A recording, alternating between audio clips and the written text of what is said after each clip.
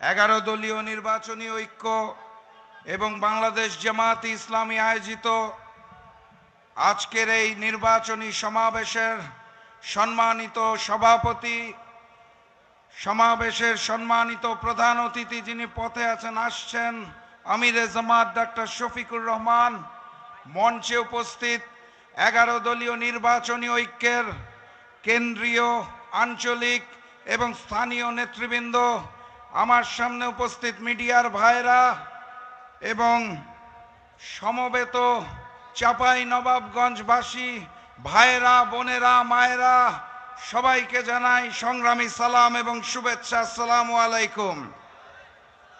আমার প্রথম প্রশ্ন, শহীদ ওসমান হাদির ভাইরা কি ঘুমিয়ে গেছে?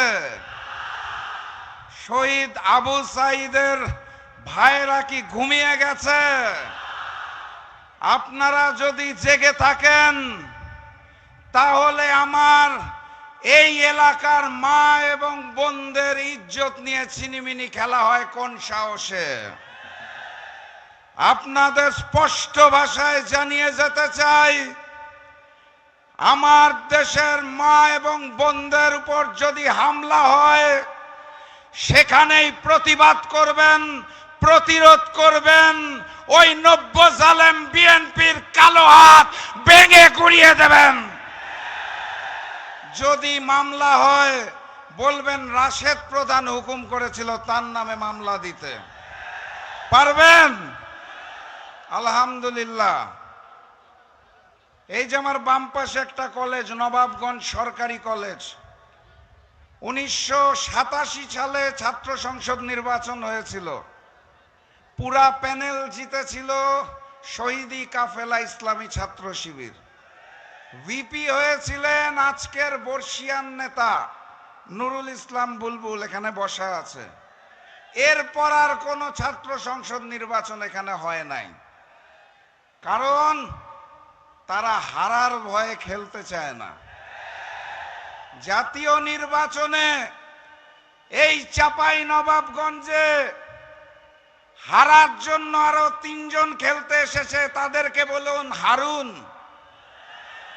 যারা হারার জন্য খেলতে এসেছে তাদেরকে বলুন হারুন।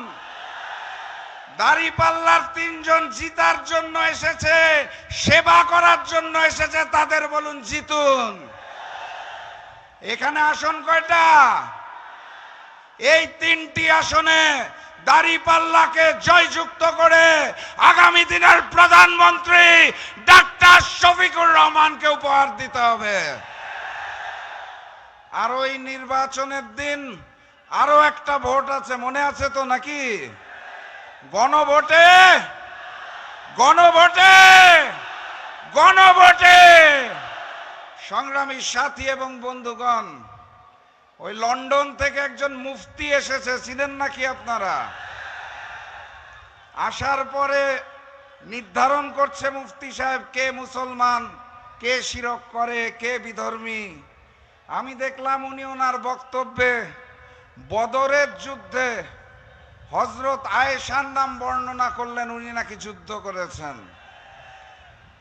লন্ডন থেকে এসে মুফতি সাহেব রাজনৈতিক ইতিহাস পরিবর্তন করতে চায়। লন্ডন থেকে এসে মুফতি সাহেব বাংলাদেশের ইতিহাসকে বিকৃত করতে চায়। উনি বলতে চায় 16 বছর জামাত শিবিরকে মাঠে দেখতে পায় নাই। উনি 71-এর ইতিহাস পরিবর্তন করতে চায়। বাংলাদেশের ইতিহাস পরিবর্তন করতে করতে উনি এখন ইসলামের ইতিহাস পরিবর্তন করতে চায়।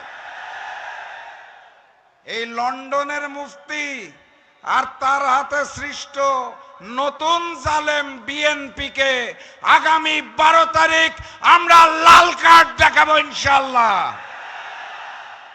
12 তারিখ গণভোটে হাকে জয়যুক্ত করতে হবে।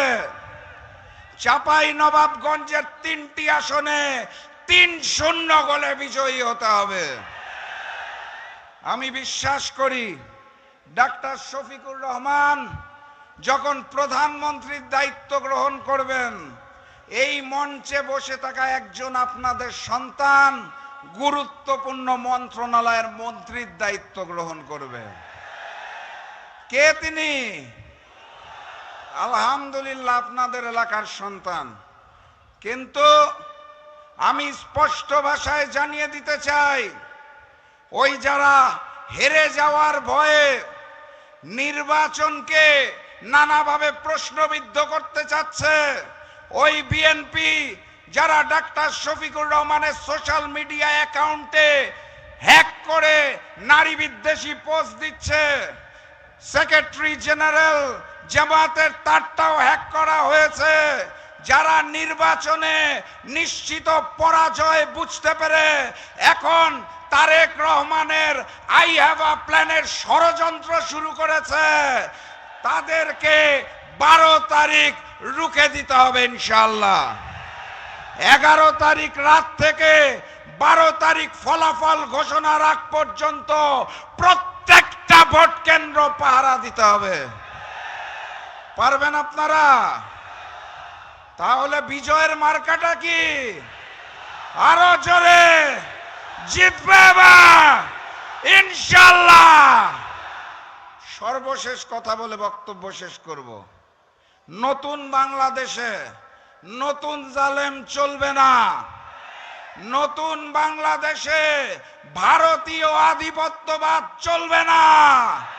নতুন বাংলাদেশ হবে ঐক্যবদ্ধ বাংলাদেশ, ইসলামের বাংলাদেশ, কুরআনের বাংলাদেশ, মানবিক বাংলাদেশ, যেখানে হিন্দু মুসলমান সকলে মিলে আমরা নতুন বাংলাদেশ গড়ে তুলব। প্রস্তুত আছেন? বিজয়ের স্লোগান দিয়ে বিদায় নেই। নারায়ে তাকবীর, নারায়ে তাকবীর।